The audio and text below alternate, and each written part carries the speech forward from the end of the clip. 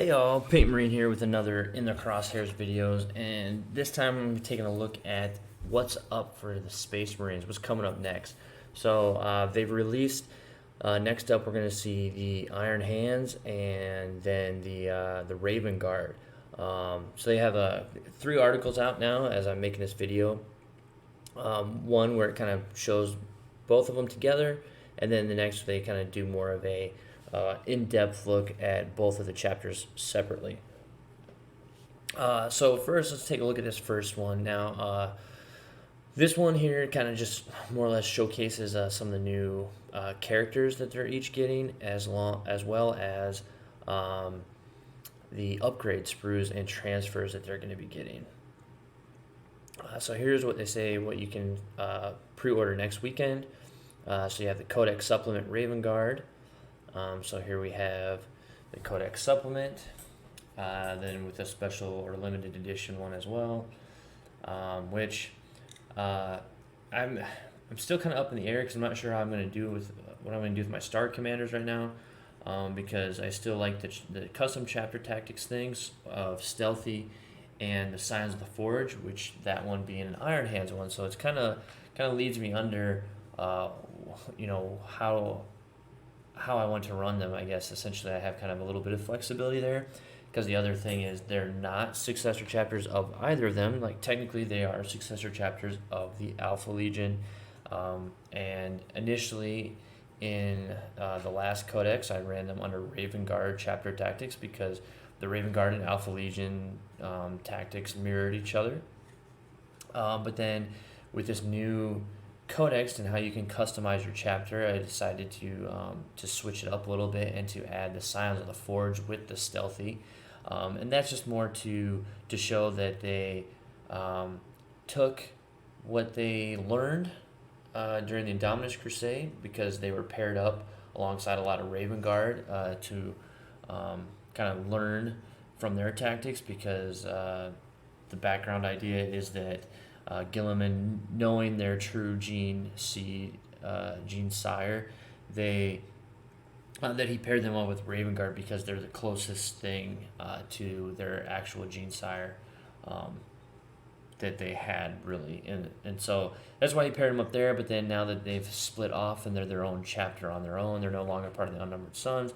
They started learning and adapting to their own way of fighting, where they've combined the tactics of the Raven Guard with a heavy use of heavy weaponry and tech marines, because they're on a star fortress near the Great Rift, and so because of that, they're a little bit more self-reliant. So they needed to put a lot more emphasis in their tech marines being able to upkeep all their gear and make it more reliable and more kind of heavy duty. So the Signs of the Forge, I think, really kind of expresses that idea that their tech marines are so good that they've pretty much like reinforced or retrofitted a lot of things to make them a lot more reliable and resilient to failure, and then the Stealthy giving them their I guess I don't know, kind of a hint to their Alpha Legion origins. Anyway, that being said, out of these two supplements, when we get into the previews here, I'll kind of go more into the way I'm leaning right now. And I don't know, I may end up just getting both of these. So depending upon kind of the meta that I might be putting them out into to play, I might have to switch between the two.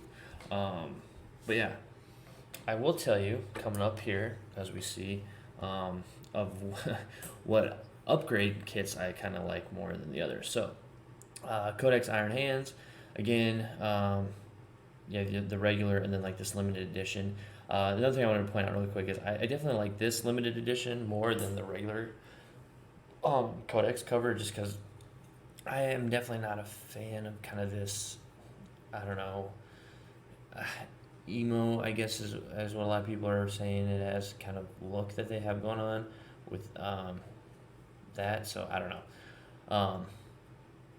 Anyway, but if I'm going to get it, I'm still just going to get this, just because I tend to, in the past when I've gotten limited editions, I end up getting the regular one anyway, because I don't want to end up like scuffing up or ruining the limited edition, because that's so much more money that why would I want to ruin it?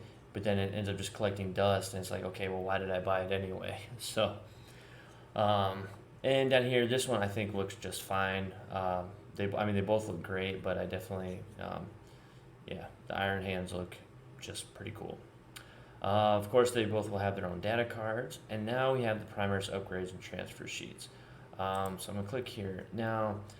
I can see a lot of people being happy with the Raven Guard gaining Primaris Beakies. So we finally got beaky helmets, and they don't look too much different from the previous versions that I'm sure, I've got like a whole Ziploc bag just full of beakies. But I am not a big fan of the aesthetic with the Primaris Marines. Now, obviously, this makes, I guess, beakies a thing again for Primaris. Well, I guess a thing for Primaris since they weren't before. But I'm not planning on implementing them in my army because again, they're not truly Raven Guard successors, and then also I'm just not a fan of them with the Primaris variants. Then looking at the rest of the kit itself, again, I don't really need any. I don't need any of the shoulder pads or the transfers, and then when looking at all the other extra bits, again, not being Raven Guard successors, I don't see any interest in getting these little ravens' feet or skulls or feathers or anything like that. And then I'm not a fan of kind of the long-haired emo-ish thing. Like, maybe that would be cool. I could maybe somehow fit it in somewhere on certain sergeants so they all don't look like they have the same head, I suppose. If anything, I can't quite see. Maybe if I can zoom in a little bit more here, if it'll let me. It's not letting me. I can zoom out or do that. Okay, well, I could see maybe this one being not so bad with the eye, the mechanical eye, but overall, like the only thing really that I think is kind of cool is the arm here, as seen here with the crack grenade. Like, I mean, that's pretty cool. I like that, but and it comes with two of them, but for what are these, about $12.50 American or US dollars? I don't see myself picking this up. Maybe if I'm lucky, I can maybe pick up an arm or two of these off of a bits site, but I don't see myself buying the upgrade kit really at this point. Now, on the other side of the fence here, looking at the Raven Guard, or sorry, Iron Hands. That's another thing I wanted to point out too. So the Raven Guard have stalker bolt rifles. Now they definitely leave it so you can make it whatever kind of bolt rifle you want, but they definitely come ready to make the stalker bolt rifle variant.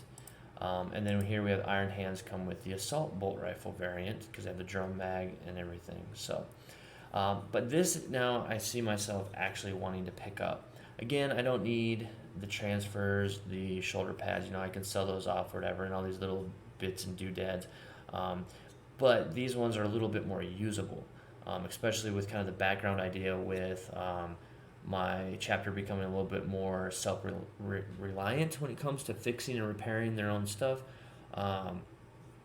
So having the idea of having these little gadgets and gizmos or whatever they are makes sense. So I like that. I also do like the robotic hands on the bolt rifles and the pointing hand here. Just for the fact of, veterans or whatever, somebody gets hurt and has to have something replaced. That's awesome. That's perfect. It works with whatever chapter. It doesn't have to be Iron Hands. It's same thing with the heads. Now, again, like these heads are, still can be used pretty generically. Just again, cybernetic. All Space Marines get cybernetic implants or replacements when needed. So that happens. And then these helmets are definitely different. They look a little bit more modified or heavy duty. And again, all I can say there is just that I like those and they look pretty sweet. And since they have the skull on them, they would most definitely be used to denote sergeants of some kind. So I can definitely see the benefits of getting this upgrade kit for myself for sure. The only thing though is like I already have built pretty much all the intercessor squads and such and hellblasters, and I've got like all the variants. So like Um, as far as using like the heads with the skulls on them to denote like my sergeants and stuff, I don't know unless I decide to make more squads, I guess. But I mean, I already have. Well, I have 3 5-man with just bolt rifles, and then I have 1 10-man with the assault variant, and 1 10-man with the stalker bolt rifle. So I could always just make 2 extras, one with assault, one with stalker for sergeants if I want to combat squad them up, and to 5 and 5 and have one that looks, like a sergeant versus just somebody else who's acting as, because I split them up. But I don't know. I don't know if I'll do that. But I will most likely still be picking up at least one of these, and selling off all the shoulder pads and transfers. And again, this is just, I think, a web store thing probably. I mean, you might be able to buy this in the stores. I'm not sure. But I'm for certain that these will be separate, that you can purchase these separate, or you can purchase it as like a bundle. So I don't need this at all, so I'll just be purchasing this portion here. So, and then of course we have everybody's emo Shrike, as they call him. I think it's an all right model for what it is, I guess. I definitely will be getting it, just like I will be getting. I still need to get the new Tigurius and the new Khan model. Just because I like the character models and I want to modify them in some way to implement them into my army as just something. I don't know what, but just as a fun conversion, really. If it's not playable even, it's just pretty cool. Like, I just finished up my Calgar one that I converted into a Smash Captain. You might have seen on the page recently. But so basically a similar thing with all the characters that they start releasing here. Now, this guy I could see already being as a pretty cool base for a Smash Captain, because he's got that pretty wicked looking jump pack. Just an arm swap and, maybe a head swap there, or, I'm not going to lie, this particular emo hairdo thing is kind of starting to grow on me a bit. I don't know why or what it is exactly, but I think with this particular what is this? The suppressor half mask. I don't know why. I kind of like the way that looks. But one, I guess, aside, I know a lot of people have different opinions and things that they're upset about this model. But the thing that probably gets me the most that I don't understand is this part right here, these talons. Why are they not out and like gripping into this piece of terrain or whatever? Because he's just landed on it. And he's like just somehow balancing tiptoedly, or whatever you want to say there. So I'll probably try to see if I can figure out a way to put these out in front and make them look like they're digging into this whatever concrete Durasteel or whatever they call it. Because I just think that would look just way cooler, better, and make more sense than this weird way that he has landed with them retracted backwards. So yeah, I definitely think that is going to be worth it. All right, and then moving down here, we have the new Iron Father. Now, I already love this model as is, other than a shoulder pad swap on both sides, actually. I don't see really needing to do much conversions here. I'm not sure what that symbol is there. It might be an Iron Hands thing that may need a little bit of scraping to do, but other than that, I think it's a pretty sweet model, and I think will work out well with my theme. And again, like, I've already made my own version of a Primaris Tech Marine on foot when the Repulsor first came out, but I will gladly add this in as a Tech Marine variant. And then on top of it, although my Star Commander's theme is more based on the cartoon show of Buzz Lightyear of Star Command, I have started to implement a little bit more of the influences from the actual Toy Story movies, particularly with the Phobos armor, except for the Reavers. The Reavers still are from the cartoon, because they are painted and more after Warp Dark Matter, who is Agent Z, who worked for Zurg. But anyway, the Tech Marines and such, I'm keeping the red armor, but I went with a green helmet, and that is to more. And so this still goes from the cartoon, actually. I mean, it comes from the toy stores as well, but this is in the cartoons. In the cartoons, they have the LGMs, or the Little Green Men. And in the cartoons, the Little Green Men are basically like the engineers and the maintainers of all the technology for Star Command. So to kind of do a little throwback or throw out to that, I decided that all of the Tech Marines in the chapter would have green helmets and stuff to pay kind of homage to the LGMs who took care of all the technology for Star Command. So therefore, kind of my throwback or shout out or whatever to them in my own chapter. So with this model, though, I love it even more because it has a claw machine on it. It has the claw from the Toy Story movies. So, like right there, it adds in more of the theme, even though this is more from Toy Story. I love how it kind of brings it in more of what I already had going on. Just is awesome to me. So another thing I wanted to point out too, just again, bear with me as I talk through this. This is more just kind of my thoughts. Again, like I said, my thoughts on everything, and more how I can try to implement it into what I've got going on with my homebrew chapter. So another thing I do with the bareheaded Tech Marines now is I kind of do the warp stone glow glaze. And that, I think that's what it's called, the warp stone glow. I'm not sure where mine is. I don't have it in front of me right now, but it's the green glaze, and I kind of do that over their skin now to kind of also give the Tech Marines kind of a greenish hue to their skin. And now, again, the idea there is because in the backstory, my chapter is now based out of a fortress monastery that is a star fort. So basically, again, like Star Command is a floating space station, it is essentially the same for my homebrew chapter. And so again, trying to bring in the Little Green Men again into that. Even the Tech Marine skin starts to turn green because they work down in kind of the under stories, or the underbelly, or whatever you want to say, of the Fortress Monastery, next to the reactors and the Geller fields and such like that, that some of the radiation from that has just caused their skin to get kind of a greenish hue to it. Now, the rest of the chapter is unaffected by this, but the Tech Marines in particular, because of their proximity to this, while there is no other adverse effects, it's just causing their skin to turn a slight tint of green. So again, just a cool little insight to that. Another thing I wanted to back up on that actually has almost nothing to do with this article that I talked about, was the Phobos armor, because I forgot to finish that sentence basically.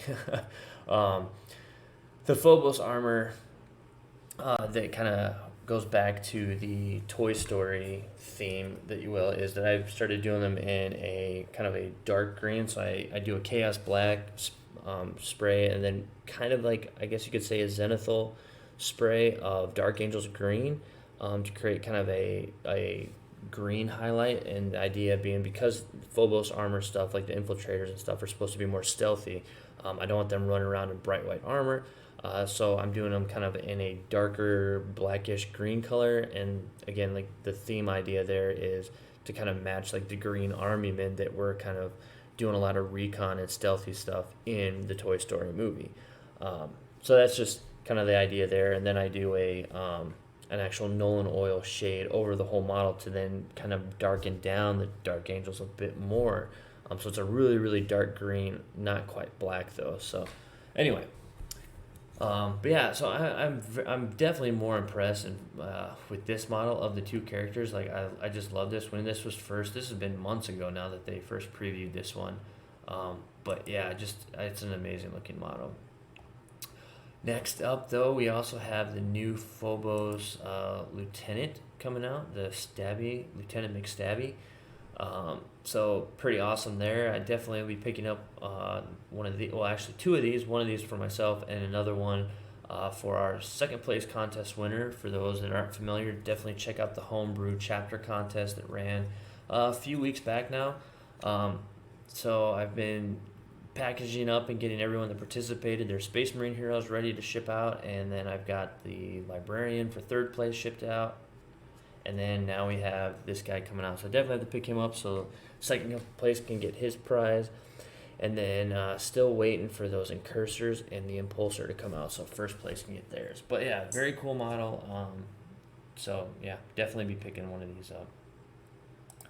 And of course, another one. This is a big one I'm excited for. I already have 2 squads of eliminators with the sniper variants that came in the Shadow Spear box, but it'll be nice to get a little bit different poses. And of course, the Las Fusils, which is what I'll be outfitting these guys out. So I'll probably get 2 more boxes of these. So I'll have 2 squads of 3 with Las Fusils. And they don't have a picture of it, and it's in the Codex, I believe, that you can see a picture of the Las Fusils that look pretty sweet. They look kind of like, I guess what you kind of expect, almost a mini Las Talon with a kind of power pack thing going on, like and cables coming off like the old sniper rifles did.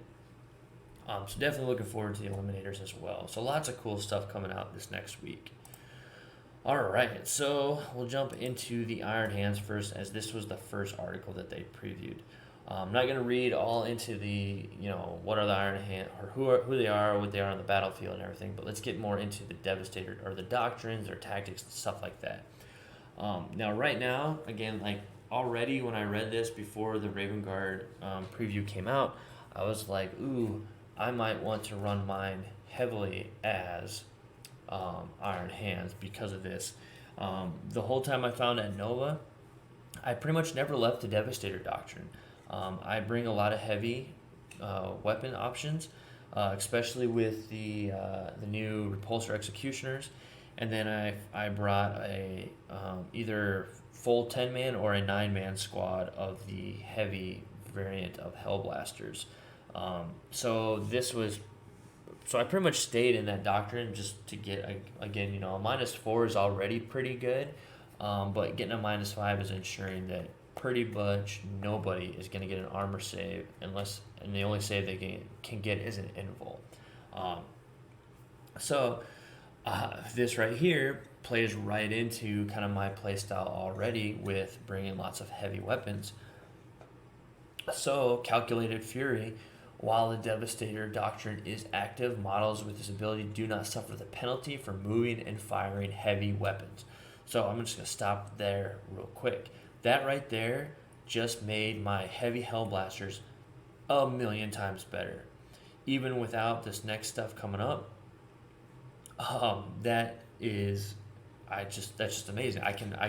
They already have a 36-inch range, and I can move them, reposition them to get better line of sight and not have to worry about doing a -1 to hit. So already in love with that. Then in addition, whilst the Devastator Doctrine is active, when resolving an attack made with heavy weapon by a model with this ability, re-roll a hit roll of 1. So boom, don't even need to put a captain next to them. So now all my heavy weapons, my Executioner, Laser Destroyer, my heavy Hellblasters are moving, and they can overcharge with re-rolling a 1. Granted, if they still re-roll a 1 again, then they're dead, but you know what? I don't need to worry about trying to figure out if I want to put the captain over there or put the captain over here, because I don't really need to worry about it at all. Now I can put my captain, I can roll with my Smash Captain. I can put him in reserve with his jump pack to deep strike in later, or have him jumping up the board with his 12-inch movement and not have to worry about my heavy weapons at all, because they're going to be laying down some fire, re-rolling 1s with an additional minus to their AP. I mean, I'm just like, that is just amazing to me. This right here is a big, big win for me. Yeah, I just love it. So let's go down to Student of History. This is a Warlord trait, I believe. When this Warlord consolidates, they can move up to 6 inches instead of 3 inches, and do not have to end their move closer to the nearest enemy model. So that right there is pretty awesome as well, because now you have a better chance of consolidating into other models and not have to worry about their Overwatch type of stuff. But the other thing too is you can move 6 inches out of combat away from enemies, so you can potentially hide back behind something or get away, and not have to worry about necessarily putting yourself in a position you don't want to be in. Granted, 6 inches away, if you're already in combat, you could still be pretty close to their front lines or to other units. But again, it does give you a great flexibility there that I just think is pretty awesome. Um, right now, I don't know if I would necessarily take this though on my Warlord. I do like it, but currently I've been looking more at having the Iron Resolve Warlord trait just because.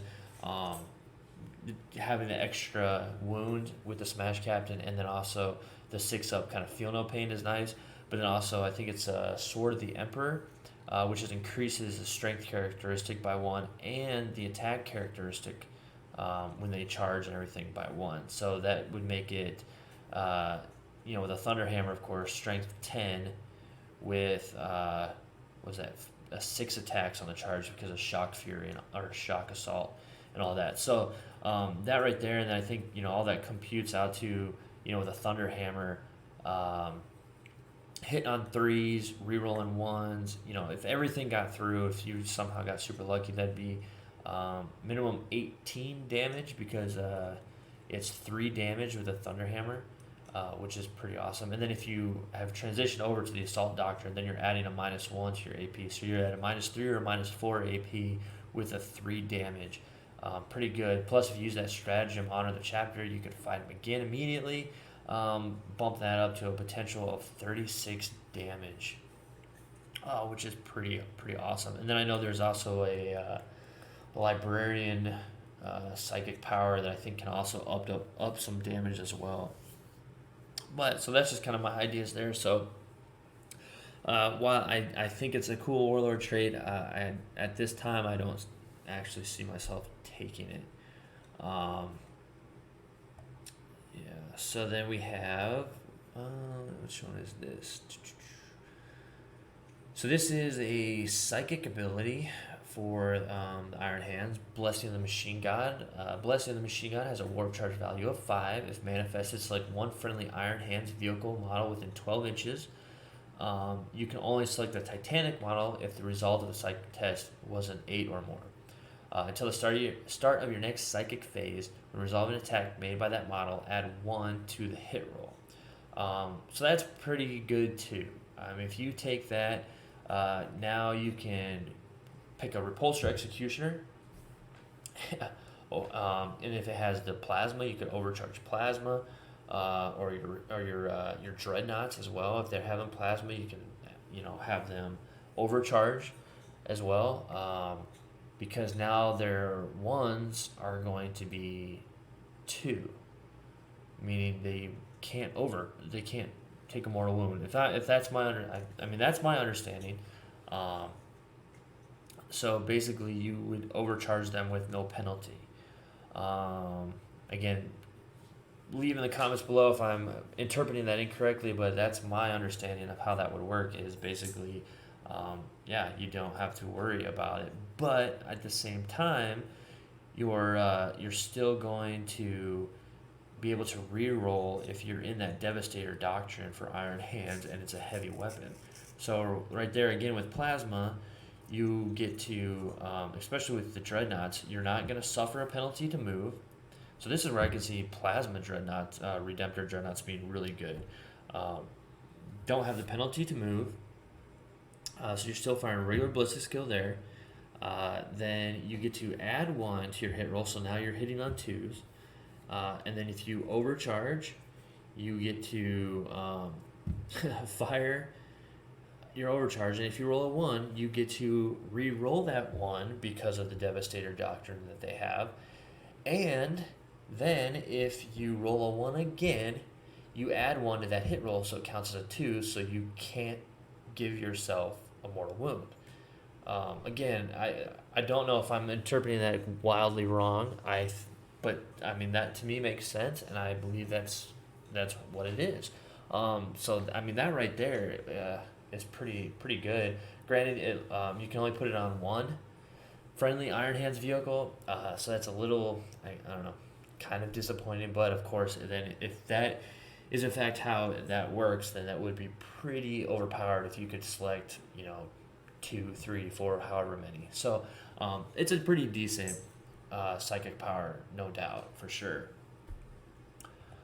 All right, so then we have is this a relic, I believe. First founding Iron Hands. Yep, powerful relic. So the Iron Stone. When resolving an attack made against an Iron Hands vehicle unit within 3 inches of a friendly model, with this relic, reduce any damage inflicted by 1 to a minimum of 1. So, not too bad. High damage weapons, I mean, you're only going to be reducing it by 1. And then again, you can only reduce things down to a minimum of 1. You can't, if it only does 1 damage, you can't inflict it any more than that. So, the only kind of cool thing, I guess, is it does have a 3-inch bubble, which isn't huge, but I mean, if you have a line of repulsors, so you put one repulsor in the middle, that has, let me see, resolve attack made against an Iron Hands vehicle unit of a friendly model. So, I mean, I guess you could give this to a Tech Marine potentially. And you could fit 3 probably pretty comfortably repulsors next to it. If not, I mean, you could actually put a little bit more vehicles around there. You could fit probably 2 in front, 2 in back, and 2 on the side. So a total of 6. If you really wanted to like stagecoach, circle the wagons type of a thing around a Tech Marine or whatever character you put this relic on. But yeah, you could have like a basically a circle the wagons type of formation where all those units are getting the benefit of this Iron Stone. And at the same time, if they do take any damage with the Tech Marine, if that's what you're taking with a relic on, and the Tech Marine's right there, then he gets to heal D3 damage on the vehicle in their movement, at the end of their movement phase anyway. So that could be kind of a cool little thing to see potentially. All right, let's look at a stratagem here, it looks like. Yeah, so we have Iron Hand Stratagem, Mnemonic Auto Savant. Use this stratagem at the end of the turn after achieving a tactical objective. If an Iron Hands Warlord from your army is on the battlefield, do not discard that tactical objective at the start of your next turn. It is once again active. You can only use this stratagem if the mission you are playing uses tactical objectives. You can only use this stratagem once per battle. So this is an interesting way if you're playing tactical objectives to basically force a kind of double scoring on an objective that you might have gotten to that was kind of easy to, and you feel that you are going to be able to hold it through the next turn. Especially, either way, if you're at the bottom or the top of the turn, you'll also have to go through at least one more of your opponent's turn before you'll be able to score this again. So it's a cool little way of potentially scoring something twice to kind of give you a little bit of an edge. It is 2 CP. Which I think is fair for what it could potentially do. It could be a last minute kind of game changing thing. If it's tied up pretty close or you're down by 1, you could then cause a tie or cause the win by playing this at the last minute. And then it just goes more into the contents that there is much more to be seen. So we have histories, the Flesh is Weak, Soul of the Chapter, so all that kind of neat stuff in there. So, all right, well, all of that being said, let's move into the next being the Raven Guard, the Sons of Korax. So, again, who are the Raven Guard, how they are on the battlefield, surgical strike. So this is their kind of doctrine buff. So this one takes place during the tactical doctrine. So while a tactical doctrine is active, when resolving an attack made by a model with this ability against a character unit, you can add 1 to hit rolls and wound rolls. So this is definitely a buff for your snipers and your eliminators, targeting characters. So anything that can target a character, really. But it's definitely not like a first turn doctrine for sure, because obviously you're going to be a Devastator doctrine. So they may be able to hide away their characters pretty well if they know you're playing Raven Guard, and you might have a lot of eliminators or something on the board to then try to snipe their characters. Granted, there is that like 1 round or something that can shoot through walls or something with the eliminators, but it really just depends. You kind of have to build. I mean, you definitely have to build your list to this tactical objective, and then it's only going to be usable by whatever units can target characters, unless you finally have a character that's closer than the rest. So very situational, and again, I'm not the biggest fan of this one. It's not horrible, but it's not as good as that Iron Hand one by far. Being able to move with heavy weapons with no penalty and reroll ones, that's just too good in my opinion. To the point where I'll whittle away enough of the army that the only thing left for me to shoot at will be the character. Yeah. All right, so then let's go down to the Warlord trait, Shadow Master. So pretty simple, just enemy units cannot fire Overwatch at this Warlord. I believe that was already kind of their deal in the last codex. So, okay, cool. Again, that can be useful for your, what are they called? Smash Captains. So that could be a good thing there, I guess. And then we have the Raven's Fury. So a jump pack model only, a model from your army with this relic can be chosen to charge with, even if they advance this turn. When a charge roll is made for that model, you can reroll the dice. In addition, after the model finishes a charge move, you can select 1 enemy unit within 1 inch of that model and roll a d6. On a 4+, that enemy unit suffers 1 mortal wound. So we've seen that already with the mortal wound mechanic with the Inceptors. They can do that when they kind of charge in. It's like a meteoric strike or something like that. So they have that already, but this being a relic for your jump pack. So again, it's kind of I had read somewhere else on a forum where they definitely mentioned that it really seems like they want everyone's Smash Captains to be Raven Guard, because they don't have to suffer going through Overwatch, which is great. Especially against Tau with their greater good thing or whatever it is that they can do. Like, wow, nobody is shooting. It says enemy units cannot. So nobody's firing Overwatch at your Warlord. So that's kind of cool there. And then if you have a jump pack with Raven's Fury as your relic, then you can advance and still charge that turn. So that's pretty good because you already have a 12-inch movement with potential max of another 12-inch, so you're moving potentially upwards of 13 to 24 inches, which is pretty good. Plus, you could always do your reroll or your charge if you wanted to, just to spend a command point, but still. And then you can then charge potentially an additional 12 inches. So now, if you're rolling a lot of 6s, you might want to get or your opponent might want to check your dice. But I can't even. That's just crazy to think that you're got. Was that potential 36-inch move across? I mean, that's across the board. That would be amazing. Of course, like I said, you'd have to be rolling box cards, like crazy, but. Still, that being the extreme example, of course, that's still really good for movement and getting in. So, and then not having to worry about Overwatch, especially if you're going against Knights and you got a Smash Captain, not have to worry about Overwatch there as well. Um, Jeez, man, I wish it's like one of those things where I wish you could bring multiples of these guys, um, and you're just gonna have like two Smash Captains on the board.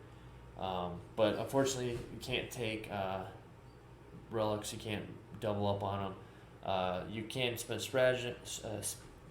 spend a stratagem to give your other character an additional relic, but it can't.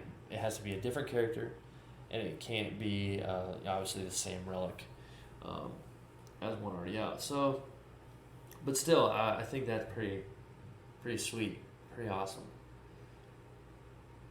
So I'm just imagining a pair of Smash Captains running up the board and just crumpling a couple of knights. So then we have the Shadow Step. This is a librarian psychic power. Shadow Step has a warp charge value of 7. If manifested, select one Raven Guard character from your army within 18 inches of the psyker.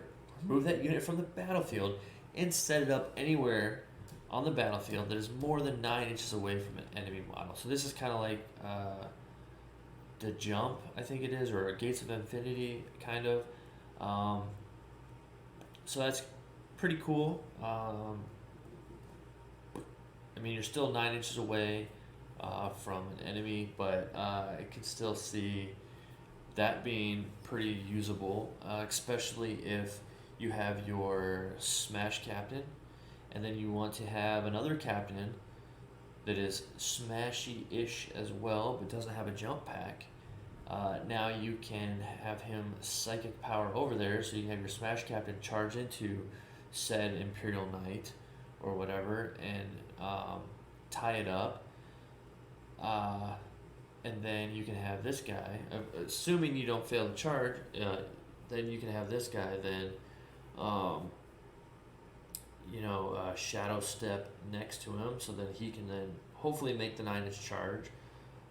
If he doesn't make the 9-inch charge, well, then he's kind of going to be out in the open, unfortunately. But again, like I said, though, like he won't have to worry about potentially eating a whole bunch of Overwatch from like a Knight or something. But anyway, there's some decent stuff that can happen there, I think. Be interesting to see. And then False Flight. Now, I do like this as well. This isn't too bad. But it's for 2 CP. Use a strategy when a Raven Guard unit from your army falls back. You can shoot and then charge in this turn. So,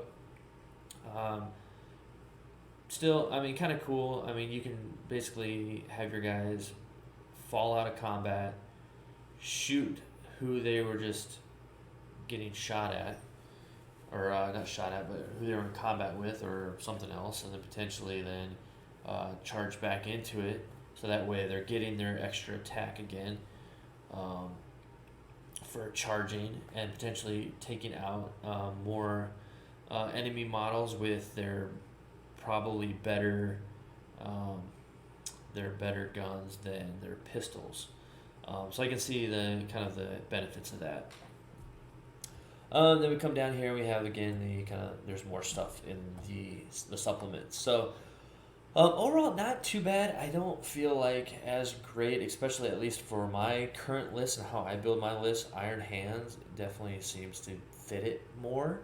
But at the same time, this kind of fits my new character, and a lot of people, can say like, the cheese characters, I guess, and yes, but in a lot of ways, if people want to get really cheesy with it, it's going to force them to go Raven Guard, and they might not play Raven Guard.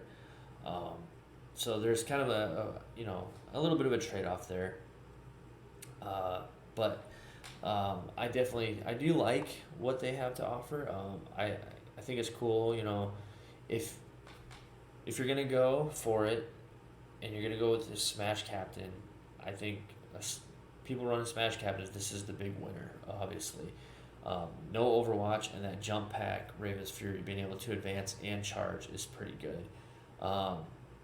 And not to mention, then you have the Librarian that can also potentially get somebody else close to kind of help you finish something off if you need it. Again, that's hoping that they can make that 9-inch charge after they teleport in or whatever. But yeah, but that one, what is it? False flight is just. I mean, it's okay. It's not horrible, but I can see where in a bind or if you just need to kill something to get the kill point or whatever it is, this could be beneficial. And the tactical doctrine thing is okay, but again, you have to build. You definitely have to tailor or build it, like, or if it's already your playstyle to bring a lot of snipers and things that can take characters, um, then I can see where that could be a little bit more beneficial. But it's not going to be a turn one thing, so it does give your opponent time to try to protect or hide or get their character out of range. But then at least then you're kind of dictating a lot of ways, uh, what their character's doing. So there is a bit of a board control aspect of having those threat zones set up to basically deny their character a lot of movement unless they want to potentially lose their character. So there is that too. That's kind of nice where you can essentially herd them a little bit better on the battlefield depending upon how you deploy your units that can kill characters.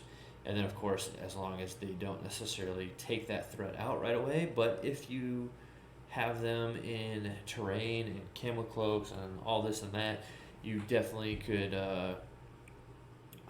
weather the storm, or at the very least take a lot of fire that was potentially intended for other things and not at all going toward them. So just a lot of kind of different pros and cons to that one.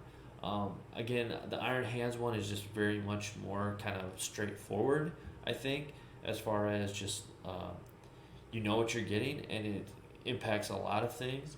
But this one, because of the whole character aspect to it, it definitely makes it a bit more situational and not an all-around well doctrine. I get it though; it is definitely fluffy though for them, as they're more, like it says, surgical strikes and more precision type of thing. They want to be stealthy and do more kind of like assassinations and sabotage and that kind of thing to disrupt their enemy's army. So again, I get the fluff side of it. So that aspect is definitely hits the mark perfectly. It just kind of goes back to what's your play style. So as of right now, I'm definitely interested to see what else these books have to offer. But I think primarily right now, I want to run mine as Iron Hands, just for the Devastator Doctrine buff alone. And then I still, as far as I know, I haven't gotten the other supplements, so I haven't read the supplement thing, but I'm pretty sure you can still take them as successors with successor chapters. But as a successor chapter, you obviously don't get access to a lot of the specific stratagems and certain chapter relics and stuff like that. But you still get access to their doctrine because you're a successor chapter. So plan as of right now is to still take stealthy and size of the forge as my chapter tactics, and then with that Devastator Doctrine, roll with that so I can have heavy Hellblasters that can move. We haven't even gotten to, there's just so many things that can happen with that, because already people have already talked, the Impulsor is going to be the Hellblaster vehicle of choice. Throw Hellblasters in there, shoot them up the field. They can get out at the end of the movement and shoot something off the board. Granted, you can only put 5 in there, but so what? Bring 2 Impulsors, throw them in there. Now you've got 2 5-man squads of Hellblasters. But now, with this Devastator Doctrine for Iron Hands, you can put heavy Hellblasters in there. So not only are you shooting up the field because you have a Strength 8 plasma, so now you're wounded anything Strength 8 on 4s, but you can overcharge and get strength against strength 8 now you're strength 9 against toughness 8, you're now wounding on 3s, re-rolling your 1s. So even though you overcharged, you're still re-rolling those 1s. That is pretty awesome. Then you're getting that 2 damage off. Like, that right there is pretty sweet. I don't know really what else to say with them. That's just aside from that, they've already got a 36-inch range anyway. So even still, you can put them in impulsors, shoot them up the field into terrain so they can get out. They're 3-inch movement. I'd have to look at the rules. I can't remember if they. Well, you know what? Let me grab the codex real quick, because even though the model's not out, we have the rules already. So why not look at the rules while I'm talking about it? Because I think they can only move their 3 inches out. I don't know if they can still move their full movement, but I'm going to double check that before I say. Because if they can still move their full movement, this is gonna be pretty big for me, I think. Let's see here, where are we at? Where's the transports?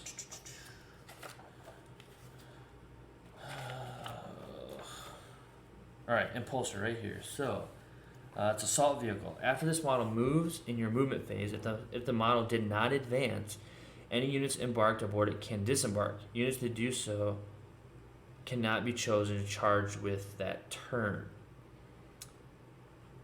Alright, so it doesn't say anything about that they cannot still move. It just says that they disembark, and the disembark rules are they can disembark 3 inches, and then they can also move. So I think that's definitely something I'm gonna have to look and see if they have kind of FAQ'd it, or basically if someone asked the question, or if anyone's asked them the intent there.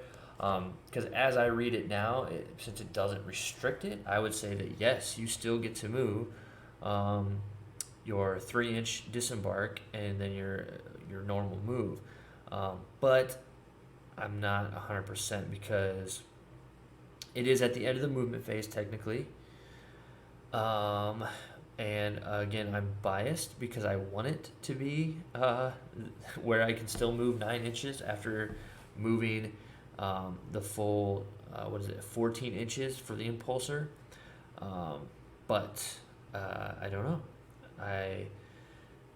Like I said, I don't see any restrictions, so it's definitely, I think, worth an ask for sure. But rules as I'm reading them now, I would say that you can still move. So, if you give me another quick second, I'm going to see if I can grab the rule book.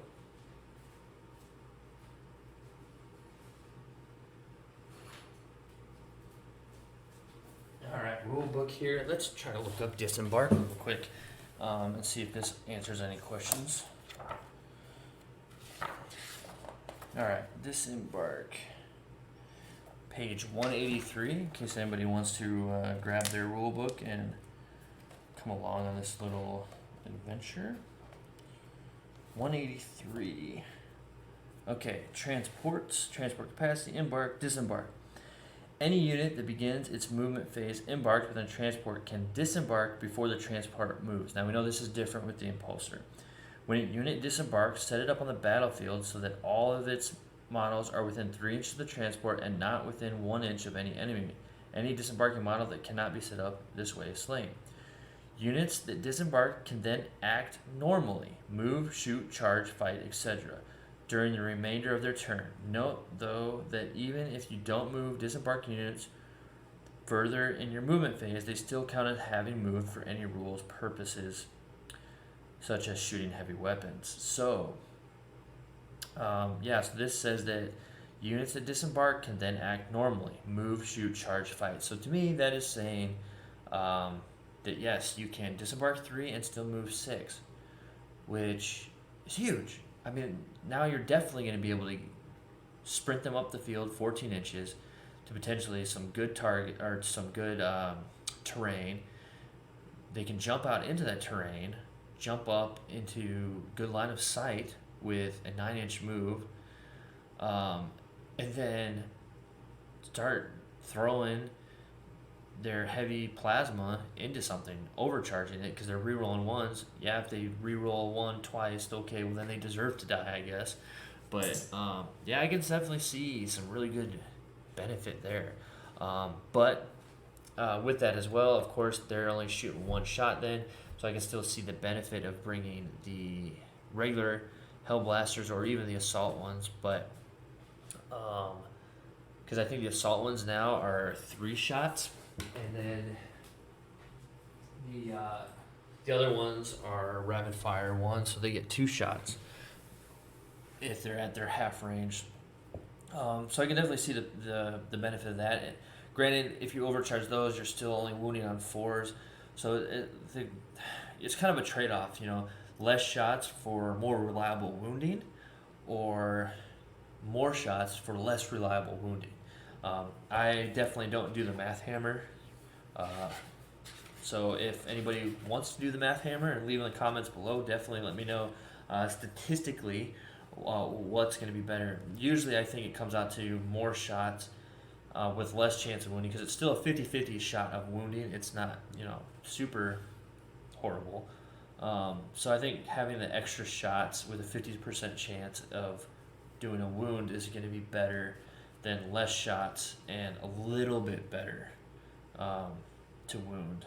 So, yeah, well, okay, I guess I'm going to call that the end of this. Hopefully you enjoyed it. Hopefully you didn't mind my babbling and rants kind of on my own thing. But this is definitely pretty exciting, especially if you're a Space Marine player. Definitely with Psychic Awakening coming as well. They've talked big game as to every faction getting support and rules and things, and I don't doubt it.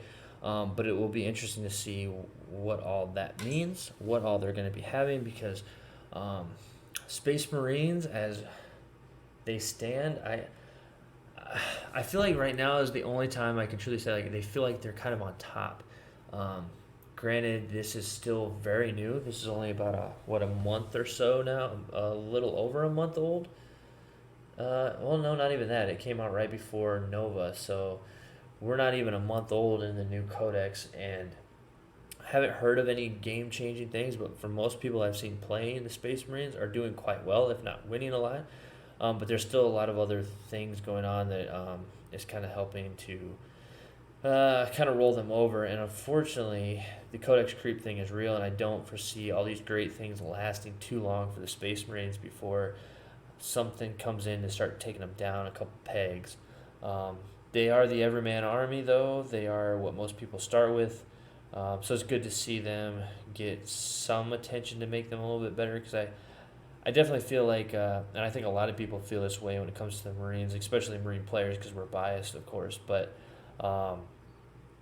when it comes to the way they perform on the tabletop versus the way that they are in the fluff in the games. Obviously, there is no perfect system to make every faction act and play the way they do in the lore, but I feel like this is getting to probably the closest, if not almost spot on, some of the best that we've had for the lore. So, yeah. All right, well, thank you for listening, watching, all that. Definitely, if you have the chance to hit that like, subscribe, and notification button, I would greatly appreciate it so I can continue to grow this channel and make some content. And if you have any suggestions or concerns or whatever it might be, leave in the comments or shoot me a message. You can also check out my Facebook page, which will be in the description below. See what I got going on there. I update it pretty regularly with kind of just what's going on, what I'm working on, all that kind of stuff. So definitely appreciate if you take a look at that and like the page there as well. And I guess with all that said and done, until next time.